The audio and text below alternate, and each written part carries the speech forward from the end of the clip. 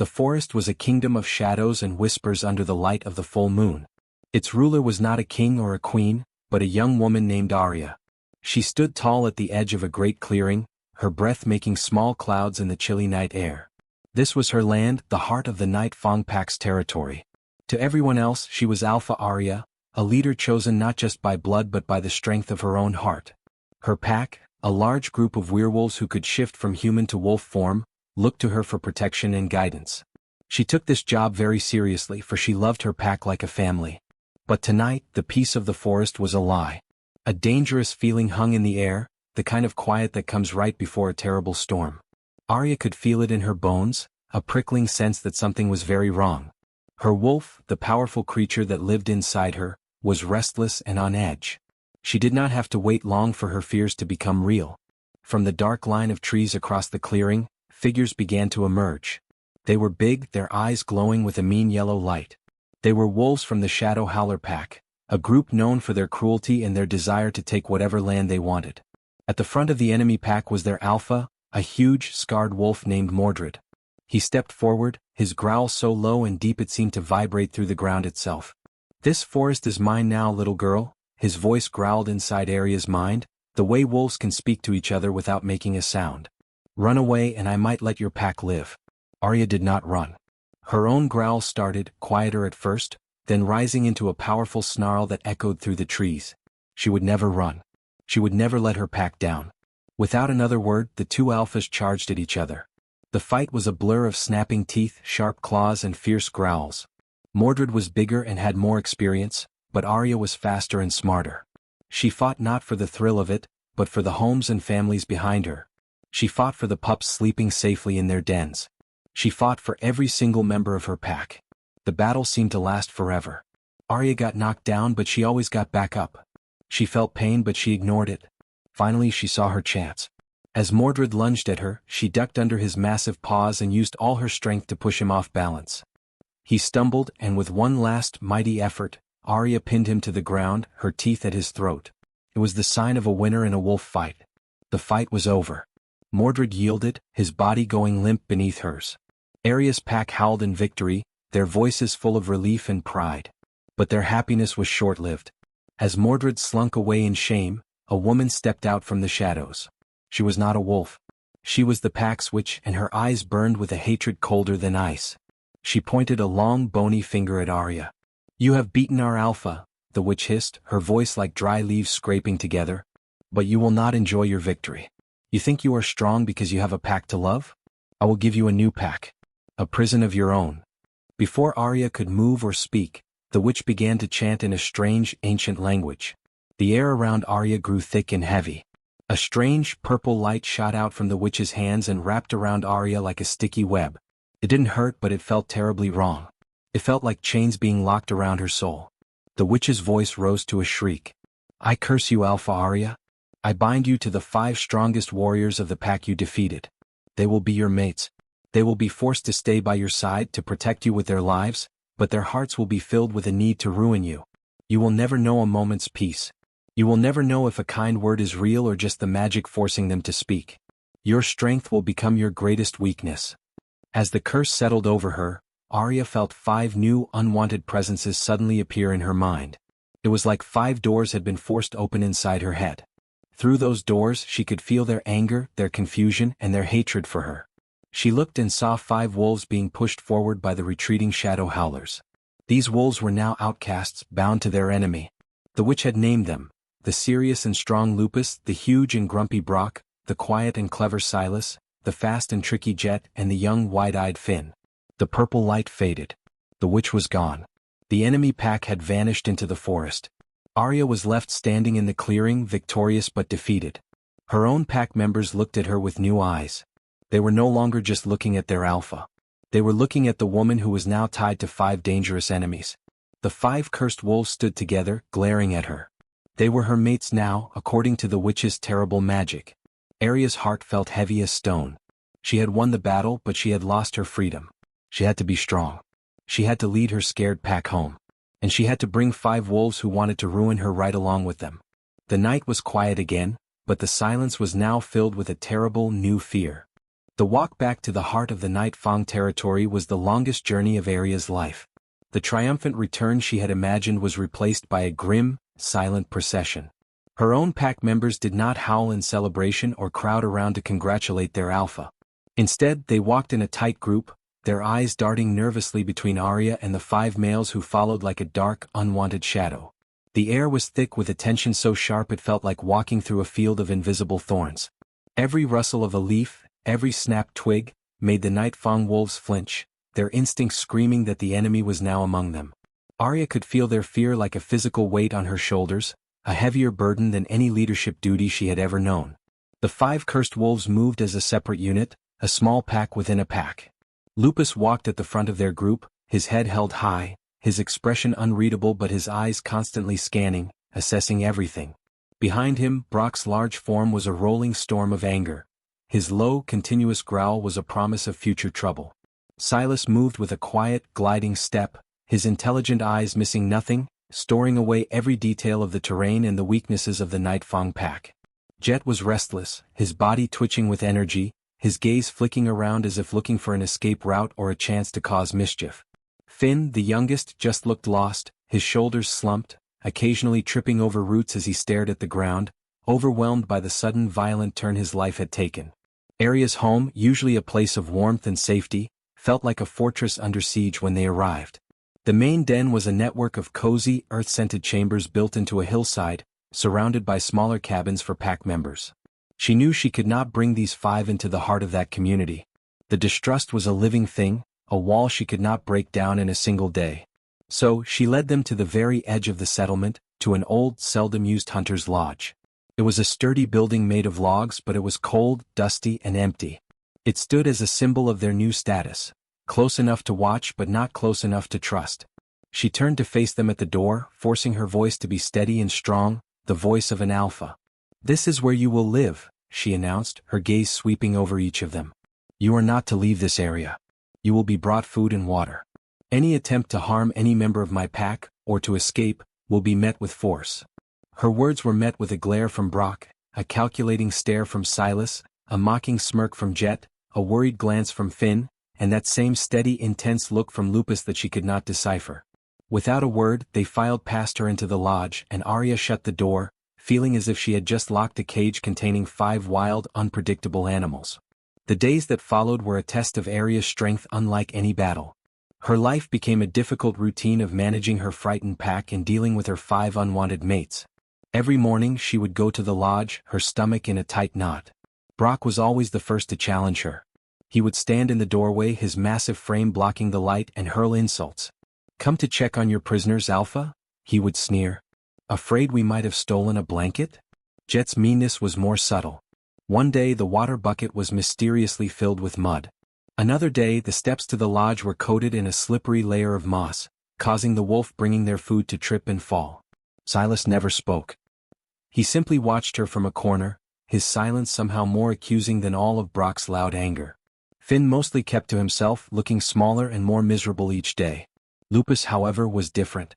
He did not join in the taunts or the tricks. He did his share of the chores around the lodge without complaint. But he was always watching her. When Aria spoke, his eyes were on her face, not with hatred but with a deep, thoughtful intensity. It was unnerving. She would have preferred his open anger to this silent study. At least she understood anger. The strain began to wear on Aria. At night, in the silence of her own den, the loneliness felt like a physical ache. The comforting presence of her pack felt distant, separated from her by the strange and dangerous bond she now shared with 5 strangers. She was their leader, but she had never felt more alone. One evening, overwhelmed by the pressure, she slipped away from the main den and walked deep into the woods, needing a moment away from the staring eyes and the whispered worries of her pack. The moon was a slim crescent, offering little light, but the familiar scents of pine and damp earth were a comfort. For a few precious minutes she was just Aria, not the cursed Alpha. It was in that moment of peace that danger struck. A rogue wolf, a loner driven mad by hunger and isolation, burst from the undergrowth. It was a snarling, half-starved creature, its eyes wild with madness, and it saw Aria as its next meal. Before Aria could even fully shift into her wolf form to defend herself, a gray blur shot past her. It was Lupus. He moved with a speed and power that was breathtaking. He crashed into the rogue wolf, and the two became a whirlwind of teeth and fur. The fight was short and brutal. Lupus was stronger, his moves precise and efficient.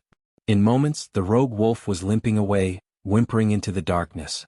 The forest fell silent again. Lupus stood panting, his sides heaving. He turned to look at Aria, his wolf's eyes glowing in the dim light. The curse had forced him to protect her. She knew that. It was the magic of the witch that made him act. But as he shifted back to his human form, his expression was not one of resentful duty. He walked toward her, his movements slow and deliberate. He stopped close to her, and for a long moment, they just looked at each other in the quiet moonlit clearing. The air between them felt charged with something new, something unspoken. Then he reached out a hand not to touch her, but to help her up from the defensive crouch she had fallen into. His touch on her arm was surprisingly gentle, his skin warm against the chill of the night. In that single, simple gesture there was no anger, no trickery. There was only a quiet, solid presence. And for the first time since the curse had been cast, a tiny, fragile crack appeared in the wall around Aria's heart, letting in a sliver of something that felt dangerously like hope. The quiet that settled over the clearing after the rogue wolf's retreat was a different kind of quiet than the one Aria had known before. It was not the tense silence of enemies, nor the heavy silence of fear. This quiet was filled with the soft sound of their breathing, the gentle rustle of leaves in a passing breeze, and the unspoken words that hung in the air between them like fireflies. Lupus's hand on her arm was not the rough grip of a captor or the forced contact of a cursed bond. It was simply a hand offering steadiness. The warmth of his skin seemed to travel all the way up her arm, spreading through her chest and pushing back against the cold loneliness that had taken root there. For a long, suspended moment, Aria allowed herself to just feel it, the simple human comfort of another's touch. Then the alpha in her took over. She straightened up, and his hand fell away, but the ghost of its warmth remained. The walk back to the lodge was made in a silence that was, for the first time, not hostile. They did not speak, but Aria was acutely aware of Lupus walking beside her, his presence a solid, calm force where before there had only been a void of animosity. When they reached the edge of the clearing where the hunter's lodge stood dark against the trees, he paused. "The woods are not safe alone," he said, his voice low. It wasn't a criticism or a command. It was a statement of fact, layered with a concern that felt startlingly genuine. Aria merely nodded, a silent acknowledgement, before turning and walking toward her own den. That night, for the first time in weeks, she did not lie awake staring at the ceiling, haunted by the 5 hostile presences in her mind. Instead, she replayed the image of Lupus's eyes in the moonlight, searching for a lie and finding none. The next morning, the change was subtle but undeniable. When Aria arrived at the lodge with their daily provisions, the usual scene awaited her. Brock was leaning against the doorframe, his arms crossed, a scowl etched deeply onto his face. "Look, the mighty Alpha bringing scraps to her pets," he grumbled. Jet was already snickering, no doubt planning some new irritating prank. But Aria's eyes went past them, to where Lupus was stacking firewood he had clearly chopped himself. He met her gaze and gave a single, slow nod. It was a small thing, a gesture so minor anyone else might have missed it. But to Aria it was a signal. It was an agreement that last night had happened, and it had meant something. This tiny shift created a new dynamic within the cramped walls of the lodge. Lupus began to speak to her. At first it was only about practical things. "The roof on the east side leaks when it rains," he would say, or "Finn could use an extra blanket." But soon the conversation stretched, becoming threads of connection woven into the fabric of their difficult days. One afternoon, as she watched him repairing a broken shutter, he spoke without looking at her. "My old pack, it was not always like this. Mordred's way was not the only way." He told her of a time when the Shadow Howlers were a proud pack, not just a cruel one. He spoke of his disagreement with the constant raids, the desire for a territory they could build and nurture, not just steal and ruin. Aria listened, her initial suspicions slowly giving way to a dawning understanding. He was not the mindless enemy she had assumed him to be. He was a wolf with his own thoughts, his own regrets, and his own dreams for a peaceful life that mirrored her own. This budding understanding was put to the test sooner than she expected. A few days later, Finn, the youngest of the 5, fell ill. It started as a cough, but by nightfall he was burning with a fever, his body shaking with chills. The others, even Brock, looked on with worried faces, but they had no knowledge of healing. Aria arrived the next morning to find them standing helplessly around Finn's cot. Brock glared at her as if blaming her for the illness. "He's weak because of the poor food in this damn prison," he accused. Aria ignored him. She pushed past the group and knelt beside Finn. His face was pale, his breathing shallow.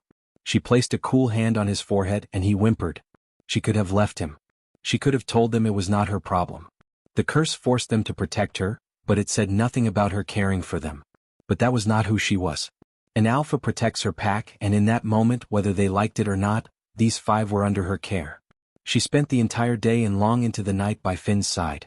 She sent for specific herbs from her own supplies, fever-reducing leaves, bark for the cough, a pungent paste to help clear his lungs. She made him sip water mixed with healing powders, patiently wiping his brow when he grew restless.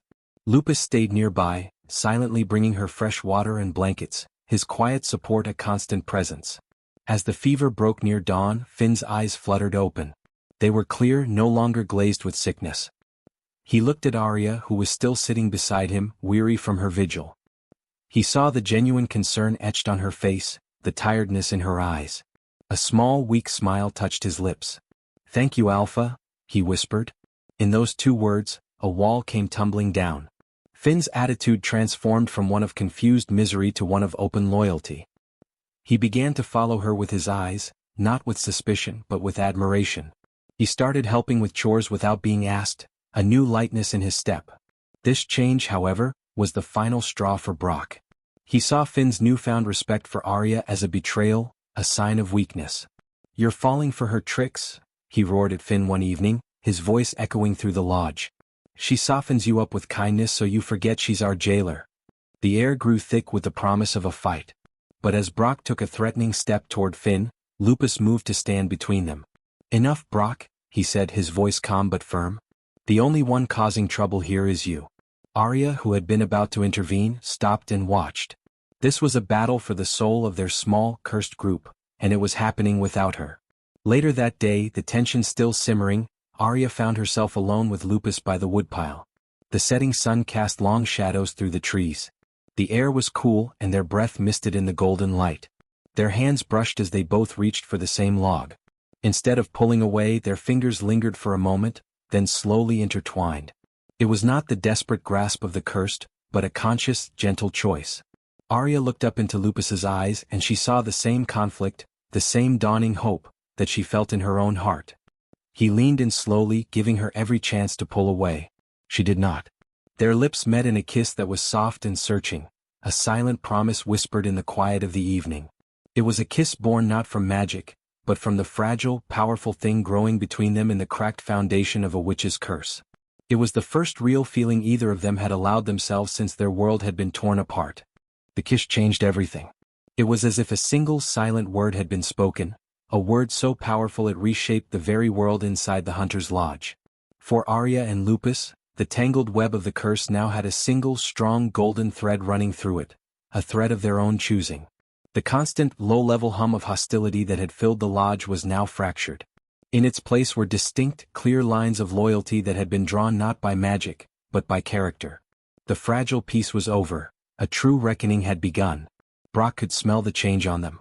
He was a wolf of brute force and simple, raw emotion, and the new scent of understanding between Aria and Lupus was an insult to his very nature. The kindness shown to Finn, which he saw as a poison, was now combined with what he viewed as Lupus's betrayal. He began to actively campaign against Aria, his voice a constant, grating presence in the small cabin. He would corner Silas and Jet, his massive frame looming over them. "Open your eyes," he'd snarl, his voice a low rumble. "She is making fools of us all. First, she tricks the boy with medicine. Now she has clouded Lupus's mind with this. We were warriors. Now we are her pampered pets, licking her hand for scraps. We should be planning our freedom, not stacking her firewood." Silas, the quiet strategist, listened to Brock's rants with his usual impassive face, but his mind was a whirlwind of calculation. He was weighing every interaction, every glance, every word spoken since their arrival. He saw the genuine care Aria had shown Finn.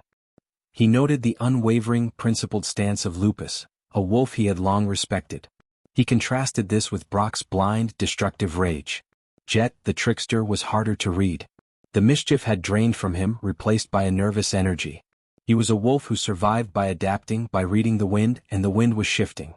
He no longer laughed at Brock's jokes. He just watched, his eyes darting from one face to another, trying to decide which way to jump. The breaking point came on a cold, rainy afternoon. Aria had brought a large deer for the 5 of them to share, a sign of trust and provision. As Lupus began to skin the animal with practiced skill, Brock kicked over the bucket of clean water beside him. "I will not eat like a grateful dog from the Alpha's table," he spat, his eyes blazing with hatred directed at Aria. Lupus slowly straightened up, his hands bloody, his gaze steady. "Then you will go hungry," he said, his voice dangerously calm. "But you will not disrespect her, and you will not disrupt what little peace we have built." "What peace?" Brock roared, the sound echoing off the wooden walls. "This is a cage. And you are the guard dog. You have chosen our jailer over your own brothers." He took a heavy step toward Lupus, his fists clenched. Finn immediately moved to stand beside Lupus, his youthful face set in a determined scowl. "Aria is our alpha now," Finn declared, his voice shaking but clear. "She is better than Mordred ever was." This defiance from the youngest of them was the final spark. With a roar of pure fury, Brock lunged. Not at Finn but straight at Lupus. The 2 large wolves collided with a crash that shook the very foundations of the lodge. It was a brutal, savage fight, a clash of 2 opposing ideals made flesh. Brock fought with the unrestrained fury of a cornered animal, all rage and power. Lupus fought with the controlled strength of a protector, blocking, deflecting, and striking only when necessary to defend himself and those around him. Aria cried out for them to stop, but her voice was lost in the snarls and the sickening thuds of impact. She saw Brock gain the upper hand, pinning Lupus against the wall, his hands closing around Lupus's throat. Time seemed to slow. This was the moment of choice. The curse demanded they protect her, but it did not demand they protect each other from themselves. In that frozen second, Silas made his calculation. He saw the future clearly. A future under Brock's lead was a future of endless, pointless conflict and certain death. A future with Aria and Lupus held the faint, fragile glimmer of something more. With a swift, decisive movement, Silas grabbed a heavy wooden stool and brought it down hard on Brock's shoulder. The blow wasn't meant to kill but to stun and distract. It worked. Brock roared in pain and surprise, his grip on Lupus loosening for a critical instant. That was all the opening jet needed. Seeing Silas's choice, the trickster's adaptability finally found a true direction. He didn't attack Brock directly. Instead, he darted in and kicked Brock's legs out from under him, using the big wolf's own momentum against him. Brock crashed to the floor, and before he could rise, Lupus was on top of him, pinning him down not with violence but with overwhelming final force. The fight was over. The lodge was silent except for the heavy, ragged breathing of the combatants. Brock lay defeated on the rough wooden planks, his body heaving with exhausted anger and the bitter knowledge that he had lost. Silas and Jet stood together, their decision made. They looked at Aria, and then they bowed their heads, a silent, profound gesture of apology and loyalty. The curse was still there, a faint whisper in their blood, but it was now completely drowned out by the louder, stronger bond of chosen allegiance. Later, as the rain pattered softly on the roof, Aria tended to Lupus's bruises. His lip was split and a dark bruise was forming on his jaw. But his eyes were clear. He reached up and gently took her hand, stopping her ministrations. "It is over," he said softly. "The fight among us is done." He looked around the room at Silas, Jet, and Finn, who were quietly cleaning up the mess of the battle. "We are yours, Aria. Not because of a witch's words but because of your strength. Because of your heart." He pulled her closer, his forehead resting against hers. In the quiet aftermath of the storm, surrounded by the 4 wolves who had chosen to stand with her, Aria felt the last of her loneliness melt away. They were no longer a curse. They were her mates, and he was her love. The weeks that followed the great fight in the lodge were a time of transformation, not just for Aria and her 5 mates, but for the entire Nightfang pack. The change was as palpable as the turning of the seasons. The heavy, fearful silence that had hung over the territory was replaced by the sounds of rebuilding and, most importantly, of laughter. The 5 males were no longer confined to the hunter's lodge. At Aria's invitation and with the slowly growing acceptance of the pack, they began to integrate into the daily life of the community. Lupus, with his natural strength and calm authority, worked alongside the pack's builders, strengthening fences and repairing homes. Silas, with his sharp mind, helped plan patrol routes and storage for the coming winter, his strategies proving smarter than any they had used before. Jet used his speed and cleverness to become one of the best hunters, providing generously for everyone. Finn, full of youthful energy, happily helped the pack's elders with their chores, his cheerful presence warming even the most suspicious hearts.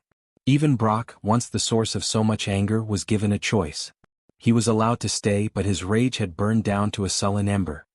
He kept to himself, but he caused no more trouble, a silent witness to the new life flourishing around him. Aria's pack watched this miracle unfold before their eyes.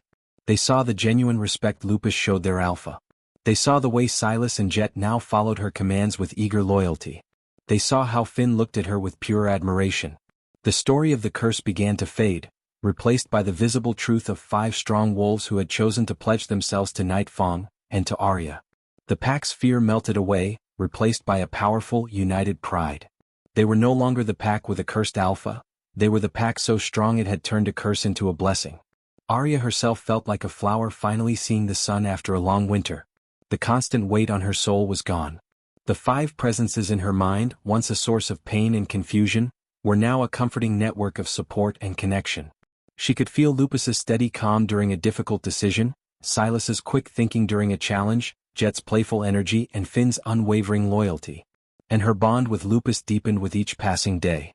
Their love was not a frantic, desperate thing, but something strong and steady, built on a foundation of shared trials and proven trust.